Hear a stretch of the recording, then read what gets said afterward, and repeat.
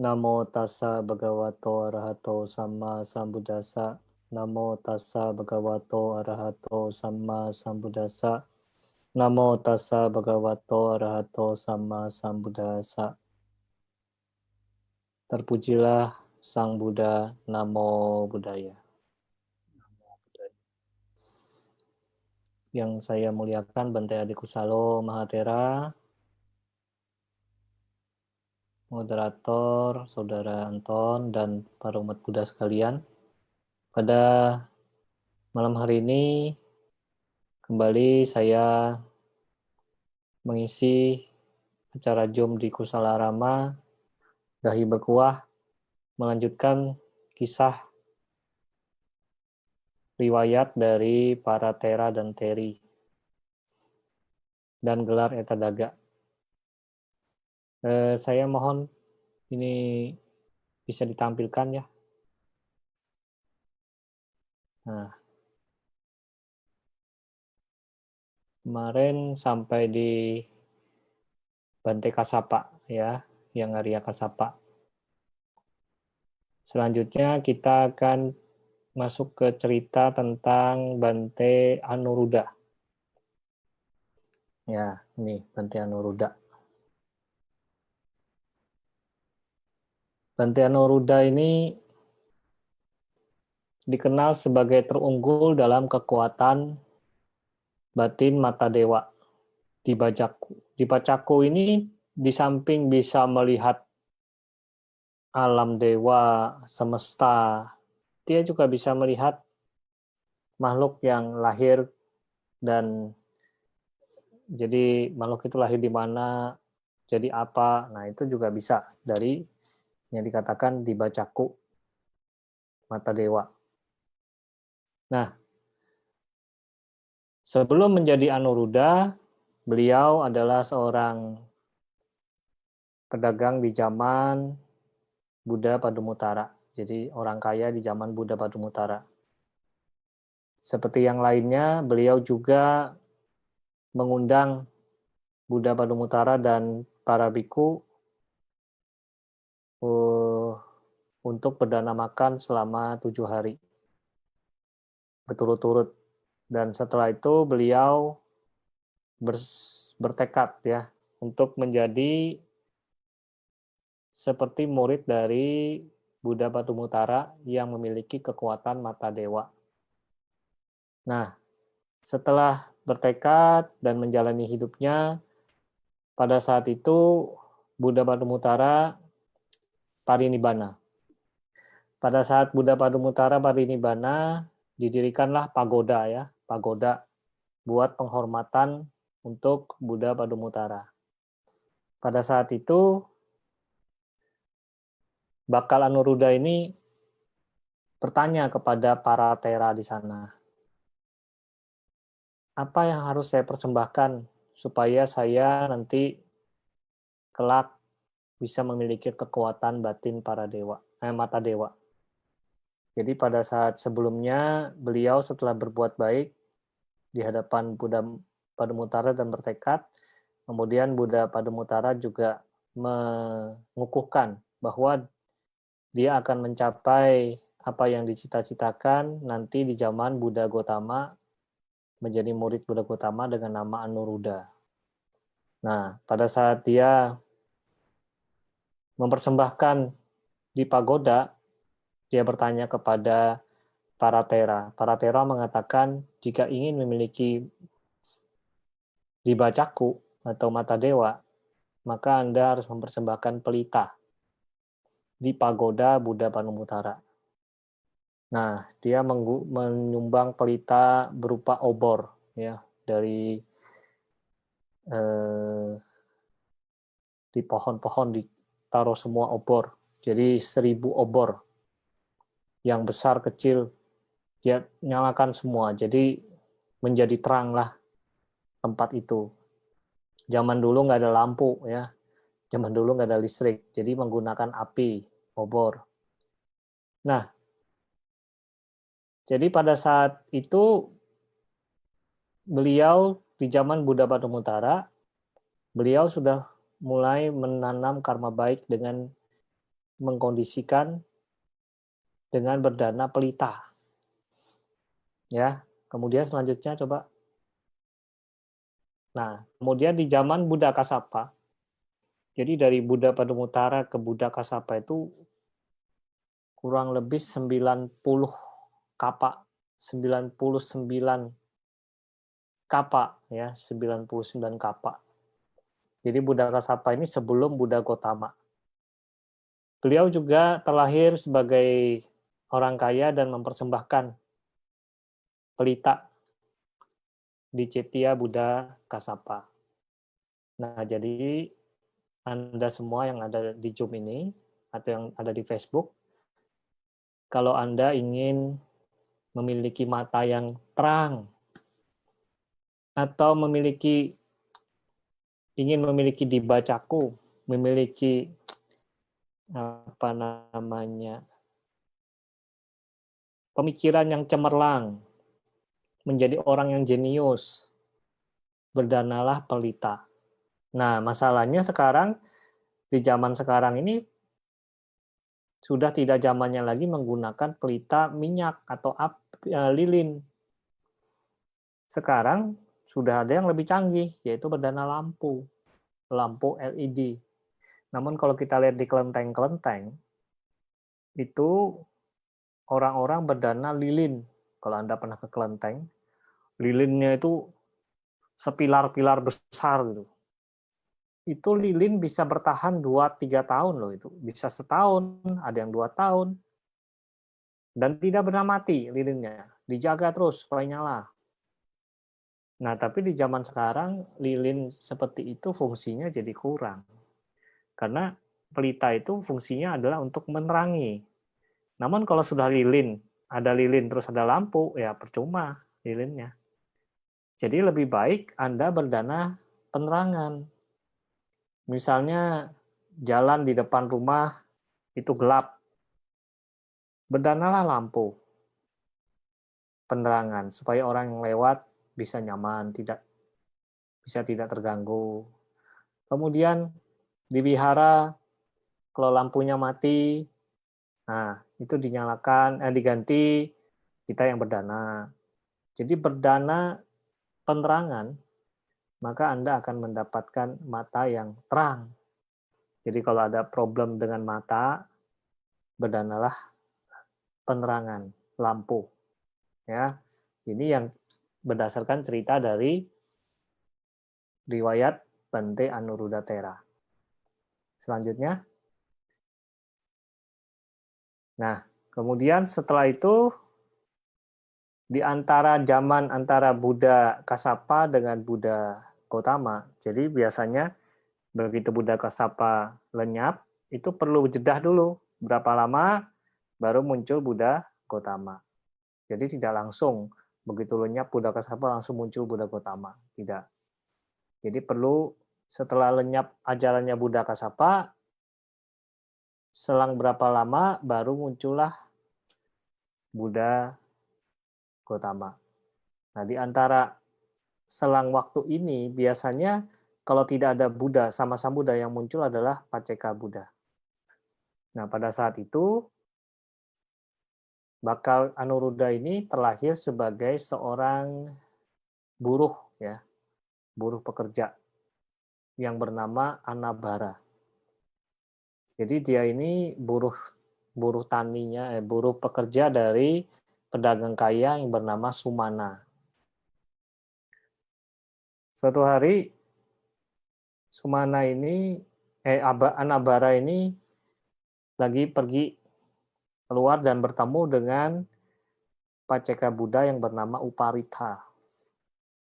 Uparita ini baru keluar dari Nirodha Samapati. Ya, baru keluar dari pencapaian penghentian Nirodha Samapati.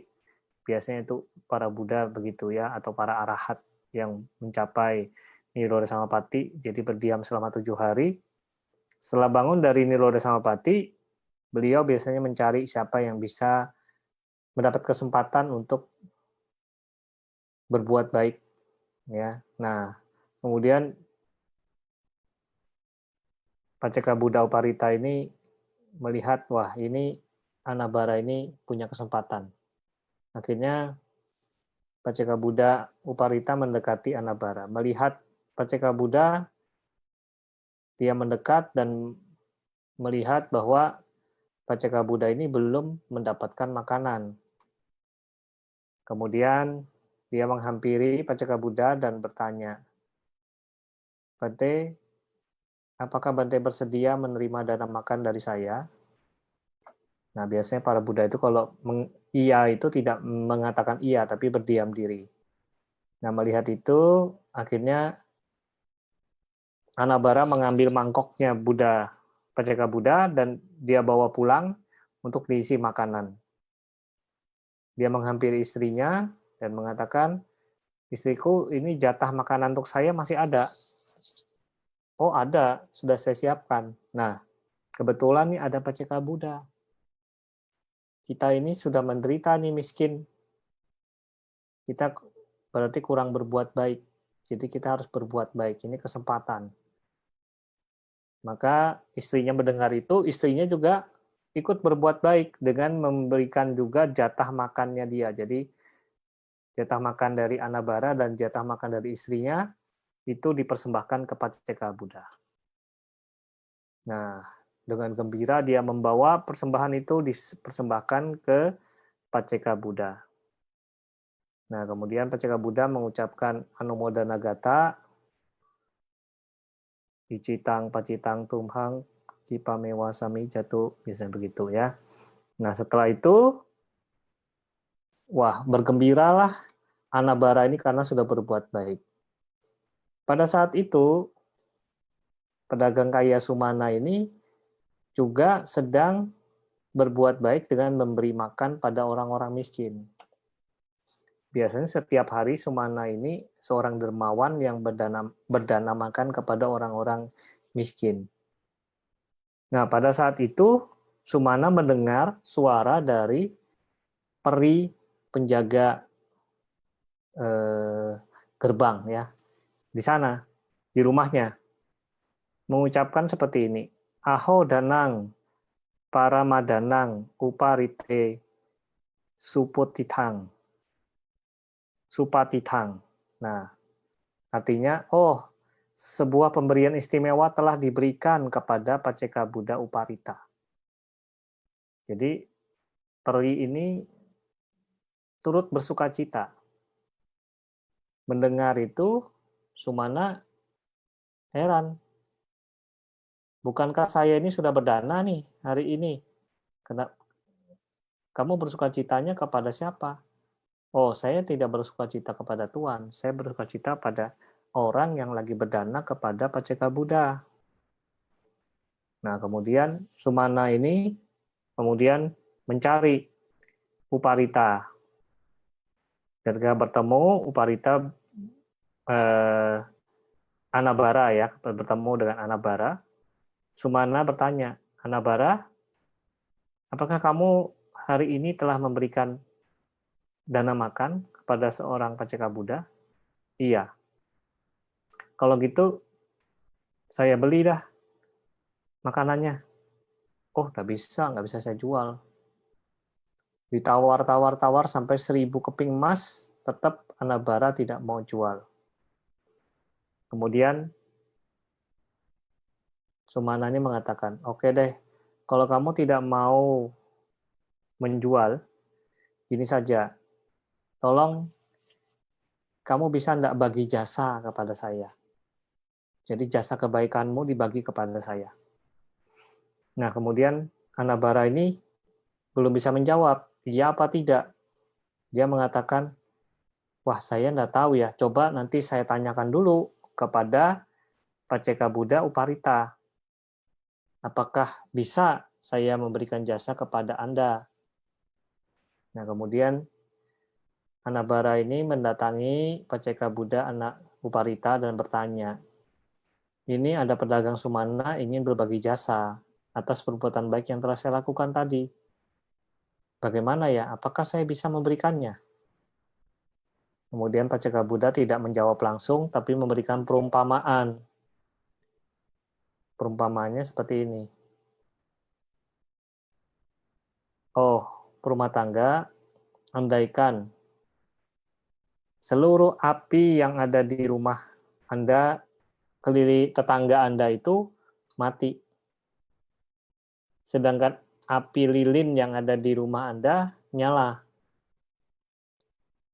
Kemudian api ini Anda berikan kepada tetangga Anda. Dan akhirnya seluruh tetangga Anda ini lilinnya nyala. Apakah api Anda padam? Oh tidak, tetap nyala. Bahkan lebih terang. Nah, demikian juga berumah tangga. Kalau kamu membagi jasa, seperti kamu membagi api lilin. Jadi tidak berkurang kebaikan kamu. Bahkan bisa bertambah. Karena sudah berbuat baik, terus bagi jasa lagi. Oh, kalau gitu saya mengerti. Akhirnya Annabara kembali lagi menghampiri Sumana dan dia membagi jasa kepada pedagang Sumana dengan mengatakan, ya hari ini atas perbuatan baik yang telah saya lakukan, saya berbagi jasa kepada kamu. Semoga kamu berbahagia. Nah, kemudian sebagai tanda terima kasih Sumana karena dia turut bergembira, dia berikan uang 1.000 keping emas itu kepada Annabara. Walaupun Annabara menolak awalnya, tapi kemudian Sumana mengatakan, terima saja, karena ini adalah perbuatan baik yang saya berikan. Kamu berhak untuk menerima jasa ini, karena kebaikan ini, karena saya ingin berbuat baik kepada kamu. Oh, ya terima kasih kalau begitu. Nah, namun setelah itu, pedagang Sumana ini juga mengajak Annabara untuk menghadap raja, karena perbuatan jasa ini sangat besar, ya, otomatis berbuah hari itu juga. Jadi dia menghadap raja dan Sumana menceritakan kebajikan yang telah dilakukan karena memberikan jatah makannya yang harusnya dia makan hari itu kepada Paceka Buddha. Wah, akhirnya raja juga kagum kepada Annabara. Dan akhirnya raja juga memberikan 1.000 keping emas kepada Annabara. Jadi Annabara punya 2.000 keping emas. Kemudian raja bertanya, apakah kamu punya rumah, Annabara?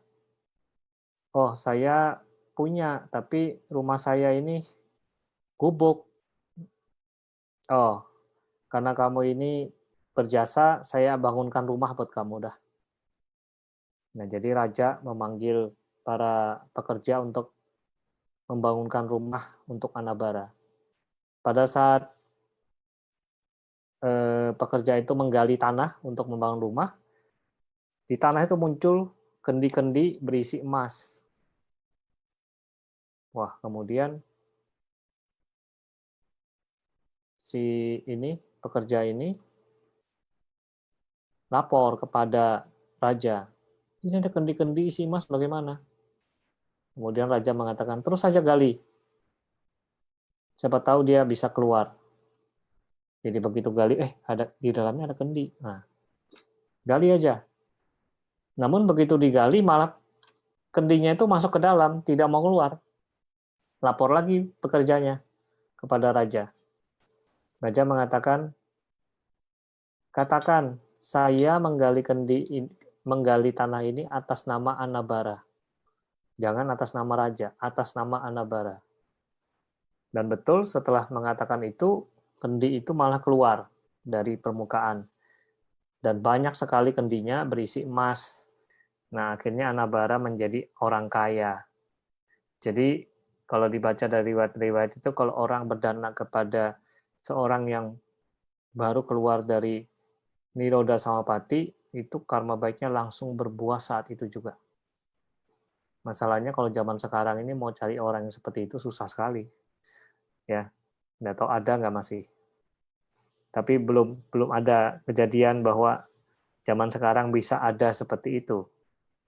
Nah, jadi pada saat itu Annabara akhirnya menjadi orang kaya dan menjadi bendahara raja karena dia termasuk orang kaya di daerah itu. Nah, jadi itulah cerita Anabara sebelum Anuruddha menjadi, ya belum menjadi Anuruddha. Selanjutnya, nah kemudian kehidupan petapa terakhir, Anuruddha lahir di kalangan suku Sakya dan menjadi seorang pangeran, ya. Jadi dia ini sepupunya Sang Buddha, sepupu, ya. Jadi kalau nggak salah ibunya atau bapaknya itu saudara dengan, oh enggak, bapak sama bapak saudara, ya. Jadi Raja Suddhodana dengan ayahnya Anuruddha ini saudara. Nah, waktu kecil Anuruddha ini sangat dimanja dan dia itu kalau ingin sesuatu pasti dapat, ya. Karena karma baiknya itu masih terbawa ketika menjadi Anabara itu, dia masih terbawa. Jadi Anuruddha ini waktu kecil itu dia kalau ingin sesuatu pasti dapat. Ya, pasti terpenuhi, ya. Nah, suatu hari dia ini lagi main, ya main gundu, ya main sama temannya. Biasanya kalau main-main itu ada taruhannya. Jadi kalau kalah, dia harus memberikan kue, menyediakan kue, kasih temannya kue. Nah, Anuruddha ini kalah terus. Ketika dia kalah, dia panggil pelayannya. Ambil, kasih tahu ibu, bikinkan saya kue, bawa sini kuenya. Nah, habis itu ibunya bikinkan kue, kasih pelayannya, dibawa ke Anuruddha, dibagi ke teman-temannya. Setiap kali kalah, dia panggil lagi pelayannya, ambil kue lagi, bawa ke temannya, kasih makan teman-temannya. Namun, akhirnya ibunya sudah tidak bikin kue lagi. Ah, ini anak ini bikin kue terus. Nggak ada kue sudah. Nah, akhirnya pelayannya balik kepada Anuruddha, mengatakan, tidak ada kue. Nah, karena Anuruddha ini tidak pernah mendengar kata tidak. Jadi karena dia apa yang dia inginkan selalu terpenuhi, jadi dia nggak pernah ditolak keinginannya. Jadi dia tidak tahu kalau tidak ada itu berarti ya tidak ada. Sehingga dia bertanya, tidak ada kue, kalau gitu kasih saya dong kue tidak ada itu. Ya, jadi puwanati, namanya puwanati, jadi dalam bahasa Pali. Tidak ada kue. Nah, jadi itu kue, jadi termasuk kue juga nama tidak ada itu. Nah, akhirnya pelayannya pulang melapor kepada ibunya. Ibunya bilang, wah ini anak saya nggak ngerti. Ya sudahlah, Bung, kasih aja. Jadi dikasih keranjang, dikasih tutup. Padahal kosong isinya. Biar dia tahu ini namanya kue tidak ada. Nah, pada saat pelayannya di perjalanan, itu para dewa ikut campur. Para dewa ini karena kekuatan kebaikan dari Anuruddha ini, dia tidak terpenuhi apa yang diinginkan. Jadi pada saat itu para dewa yang mengisi keranjang itu dengan makanan, kue. Nah, ketika sampai di sana, pelayannya mengatakan, ini kue nati. Nah, kue enggak ada. Begitu dibuka ternyata ada isinya. Ketika dimakan, enaknya luar biasa. Karena dewa yang bikin. Jadi tidak seperti biasanya tadi. Wah, langsung dia mengatakan, wah ini kue yang paling enak ini. Kalau gitu saya minta lagi kue nati. Kue tidak ada ini. Tolong ambilkan lagi. Wah, bingunglah pelayannya ini. Aduh, di mana saya kue lagi ya? Ya sudahlah. Pulang lagi dia lapor kepada ibunya. Ibunya bilang, ya sudah kembali aja lagi, kosongin. Setiap kali kosong diisi lagi sama dewa. Nah, jadi demikianlah Anuruddha ini waktu kecil dia tidak pernah kesulitan. Jadi apa yang dia inginkan selalu tercapai karena kekuatan karma baiknya ketika menjadi Anabara itu. Nah, setelah dia dewasa, Sang Buddha muncul di dunia ketika Pangeran Siddhartha sudah pulang jadi menjadi Buddha. Nah, Anuruddha ini saat itu diajak oleh teman-temannya untuk menjadi biku. Kemudian dia bertanya kepada kakaknya. Kakaknya bernama Mahanama. Kak, saya pengen jadi biku, tapi saya masih ragu. Bagus jadi biku kah atau bagus jadi rumah tangga ya? Saya sih pengennya jadi rumah tangga aja. Kalau kamu mau jadi rumah tangga, saya yang jadi biku, kakaknya bilang begitu. Kalau kamu jadi biku, saya yang ngurusin rumah tangga. Terus Anuruddha ini karena tidak tahu susah, jadi bertanya, bagaimana urusan rumah tangga itu? Oh, kalau urusan rumah tangga itu banyak yang diurus.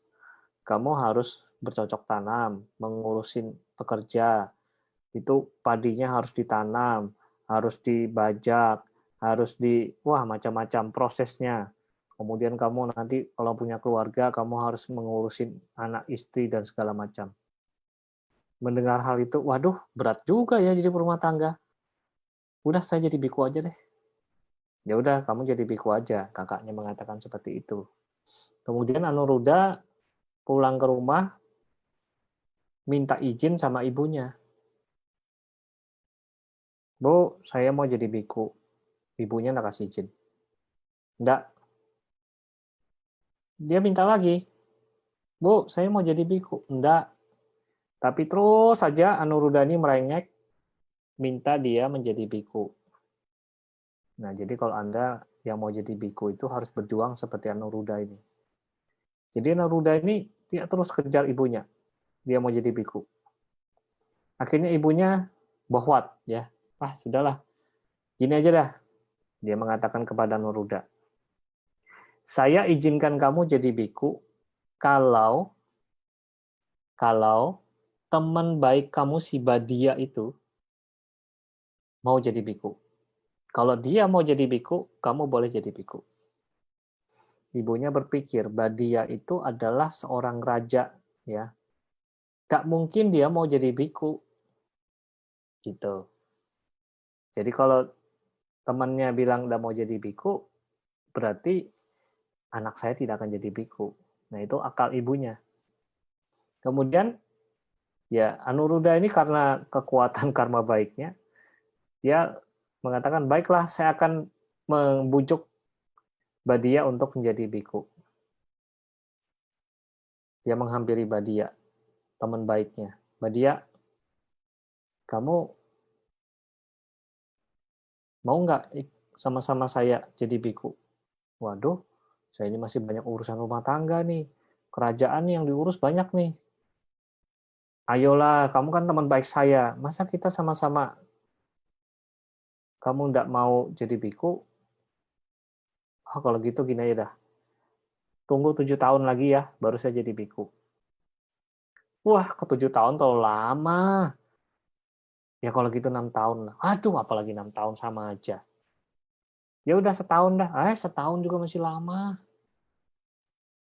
Ya udah setengah tahun. Setengah tahun juga masih lama. Saya nggak tahan nunggu kamu setengah tahun. Nanti kamu bisa berubah-ubah loh. Waduh. Ya udah gini aja dah. Kasih saya 7 hari ya. Kan saya banyak harus ngurus nih kerajaan bagaimana kalau saya tinggal. Jadi saya harus urus dulu kerajaan saya. Oh, kalau 7 hari oke lah. Tidak lama itu. Boleh, boleh. Saya tunggu 7 hari ya. Nah, akhirnya 7 hari kemudian Badia akhirnya ikut Anuruddha untuk menjadi biku. Jadi pada saat itu ada 6 pangeran dan 1 tukang cukur yang ditabis menjadi biku. Jadi 6 pangeran itu yang pertama Ananda, ya, menjadi Bante Ananda. Yang kedua Badia, temannya Anuruddha tadi. Yang ketiga Anuruddha. Yang keempat Dewadatta, ya, Dewadatta. Kemudian yang kelima itu Bagu, dan yang keenam Kimbila. Bagu dan Kimbila. Dan yang ketujuh Upali. Upali ini sebetulnya dia cuma bagian tukang cukur. Jadi dia bagian tukang cukur ini semua, ya. Tapi ketika dia mau pulang, karena semua perhiasan, semua kerajaan itu, barang-barang kerajaannya diberikan kepada Upali untuk dibawa pulang. Nah, Upali takut. Akhirnya Upali juga ikut jadi biku, malah ditabis duluan pada 6 pangeran itu. Nah, jadi Anuruddha ini akhirnya menjadi biku bersama dengan teman-teman yang lain, yaitu Badia, Ananda, Bagu, Dewadatta, Kimbila, dan Upali. Nah, 6 ini semuanya dalam satu wasa sudah bisa mencapai tingkat-tingkat kesucian. Nah, Anuruddha khususnya, pada saat itu, wasa pertama dia sudah mencapai Sotapanna. Dan dia mempunyai kekuatan, ya, di bajakku tadi, karena kekuatan karma baik dia berdana pelita itu, jadi dia bisa mencapai di bajakku, ya, mencapai mata dewa. Namun, dia masih belum mencapai arahat, ya, walaupun dia mempunyai kemampuan batin di bajakku. Akhirnya dia menghampiri, bertemu dengan yang Arya Sariputta dan bertanya. Jadi kira-kira pertanyaannya seperti ini. Sahabat Sariputta, aku dapat melihat 1000 alam semesta dengan mata dewa yang sangat jernih yang mengungguli pandangan mata manusia biasa. Aku berusaha tanpa lengah, selalu penuh perhatian, tidak ada kegelisahan dalam diriku, dan aku selalu tenang. Pikiranku terpusat dan terkonsentrasi. Tetapi batinku tidak mampu melepaskan kemelekatan, tanha, dan pandangan salah, diti, dan belum terbebas dari asawa. Ya. Kemudian Bante Sariputta menjawab, oh sahabat Anuruddha, mendengar cerita kamu, secara sadar berpikir, aku dapat melihat 1000 alam semesta dengan mata dewa yang jernih, yang dapat mengungguli pandangan mata manusia biasa, membuktikan bahwa engkau memiliki keangkuhan, yaitu mana. Jadi dia masih punya keangkuhan, makanya tidak bisa mencapai kesucian. Yang kedua, secara sadar engkau berpikir bahwa aku berusaha tanpa lengah, selalu penuh perhatian, tidak ada kegelisahan dalam diriku, dan aku selalu tenang, pikiranku terpusat dan terkonsentrasi dengan baik. Itu membuktikan bahwa engkau memiliki kegelisahan sebetulnya. Kok bisa? Ya maksudnya, saya sudah berusaha kok masih belum bisa ya? Nah, itu berarti Anda masih gelisah. Itu dalam porsi yang masih halus, sangat halus sekali. Kemudian yang ketiga,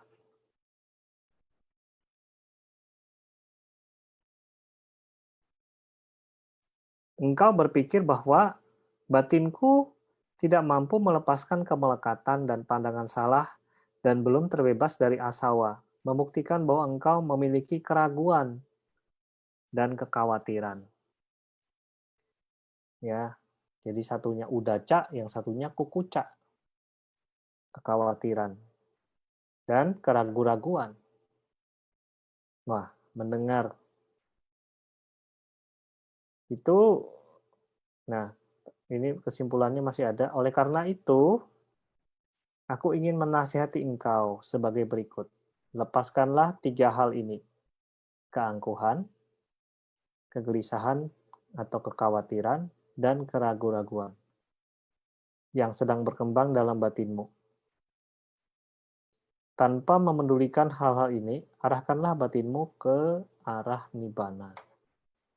Nah, dengan nasihat dari Bante Sariputta, akhirnya Anuruddha sadar dan dia bertekad untuk melepaskan semua pandangan-pandangannya ini, dan dia pergi ke tempat yang terpencil, dan dia melatih dirinya, akhirnya dia mencapai kesucian arahat.